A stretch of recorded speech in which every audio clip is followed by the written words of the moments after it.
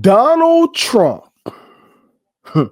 President-elect Donald Trump, wants to send Bennie G. Thompson of Mississippi to jail.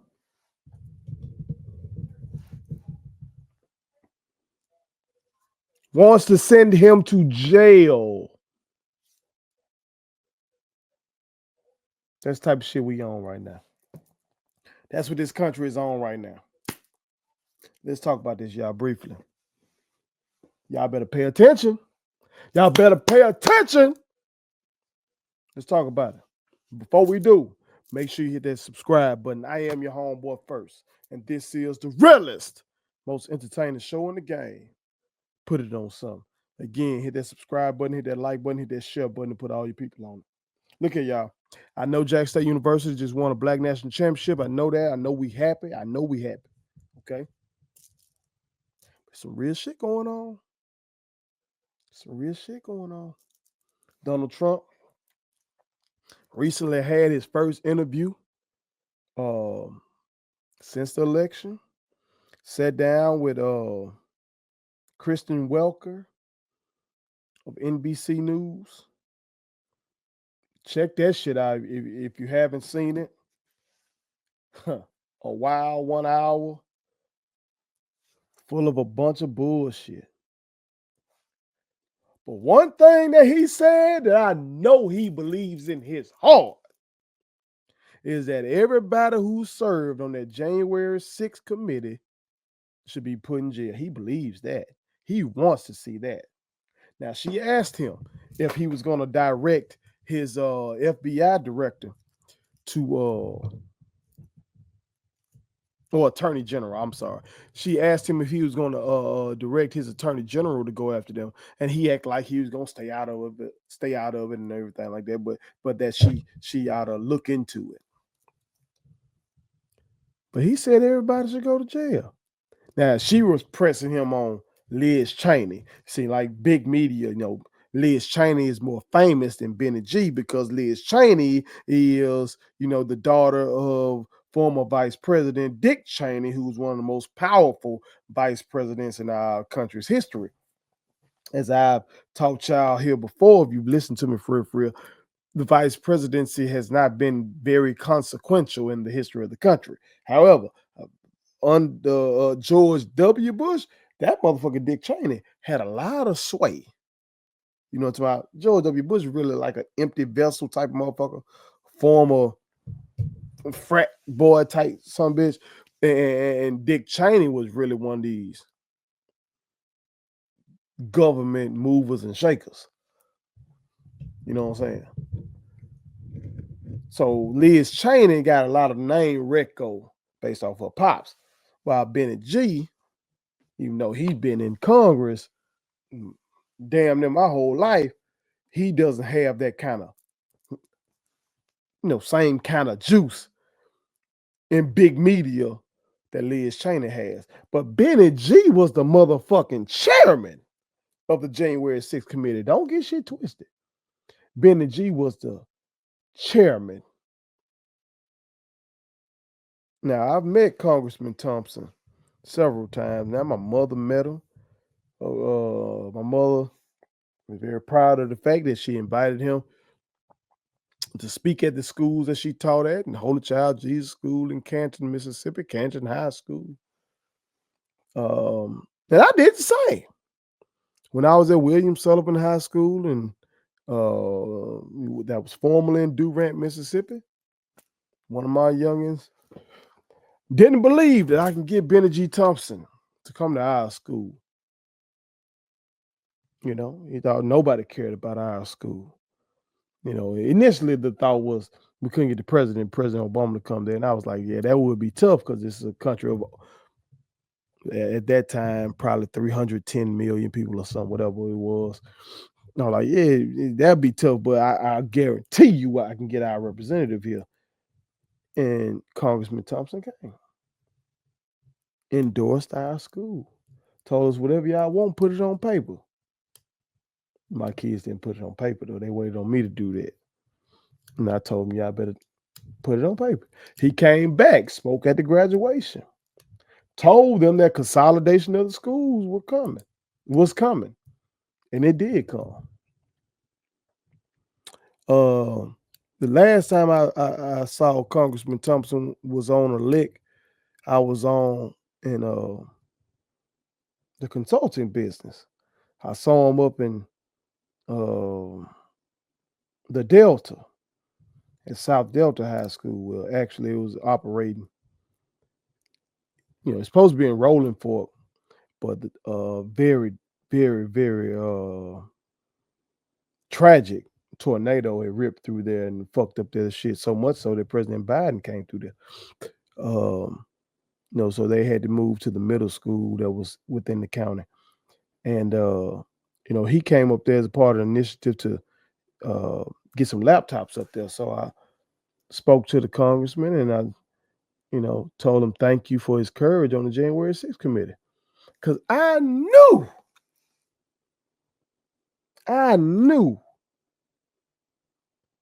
that he was catching hell for what he did. Now, at that point, did I know Trump was going to come back in office? No. I was hoping that America was done with that motherfucker. But here we are. But I knew that he was probably getting death threats and all kind of shit because of his role as the chairman of the January 6th committee. They investigated. All this shit is online. It's on YouTube. Go watch them. I watched every minute of those hearings on YouTube. That's American history. Go watch it. It's clear what happened on that day. Those people were not no fucking patriots. Those people were fucking criminals who were motivated by Donald Trump to go up there and storm that Capitol and try to interrupt the peaceful transfer of power. Those motherfuckers should be in jail. They shouldn't have got a chance to go home that day. Your black ass who watching this, you wouldn't have been able to go home that day.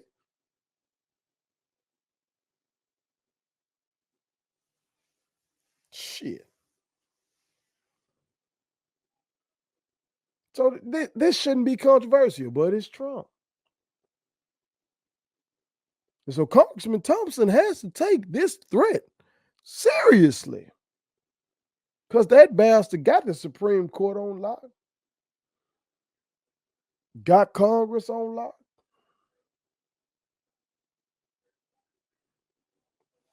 Got the media kissing his ass.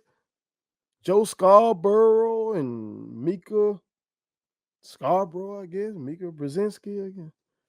I don't know if she changed the name or not when they got married. They going down there to kiss the ring. The other big dogs, with the money going down there to kiss the ring. Zuckerberg and Bezos and, of course, Musk is right there with him. So this is a very dangerous time. So the congressman really has to take that threat seriously.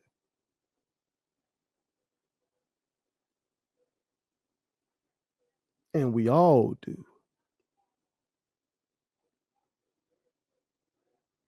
See, I've been thinking about how I need to contact the congressman or the ACLU again, which I've contacted the ACLU before. They didn't help me. They said they were dealing with immigrants. We're going to talk about that shit. We're going to come back to that shit later. But see, a motherfucker like me, my life is in danger. Somebody who uses his platform to speak openly against this dude. Somebody who, when I was in the classroom, I taught real history. When I would go out as a consultant, I would advise teachers to teach real history. Don't put your bias in there. Just teach the truth. Teach what historians have put in this damn textbook. That's what you do. And let the kids make up their minds on it. And part of that history is what happened to Emmett Till. Part of that history is systemic racial discrimination. Part of that history is slavery from 1619 to 1865, Jim Crow from 1865 basically to 1965. And then since then, mass incarceration and all these other forms of racial discrimination. That's the fucking truth. And I taught that. And these folks are going to war with that. That makes life dangerous for me. And I am not fearless. I am not fearless. I do fear this shit, but I am courageous. To be courageous is to acknowledge the fear, but still do what the fuck you want to do anyway. That's me. I'm not one of these motherfuckers like, and even I might say that shit. I might say I don't give a fuck about that. That's just bravado. I had to check myself on that. I have fears. I have shit like that I worry about. I'm sure Congressman Thompson might be worried. That's why, he stated that if Joe Biden offers a pardon, he would accept it. But a motherfucker like me don't know Joe Biden. So I would say to the Congressman, if you watch this, what about us? What about those of us on the ground at the grassroots who are doing the work? We have fears too of what the fuck we finna face. But I know the real ones like me, we gonna keep fighting. We gonna keep fighting. Because the people I admire, the people I aspire to be like, that's what they did. They fought. They fought while facing the Mississippi Bureau of Investigation. They fought while facing the Sovereignty Commission. They fought while facing the FBI under J. Edgar Hoover.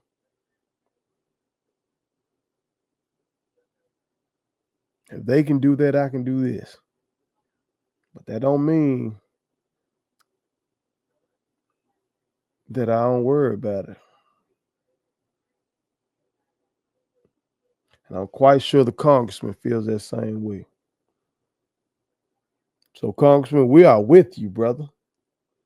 We are with you. Real ones are with you. We ask you to be courageous. We acknowledge that you may have some fears about what's going to happen. We acknowledge that you may have some trepidations about what's going to happen under this evil motherfucker. But just know we are with you. Real ones are with you. So be courageous and serve the people as you have. Put it on some.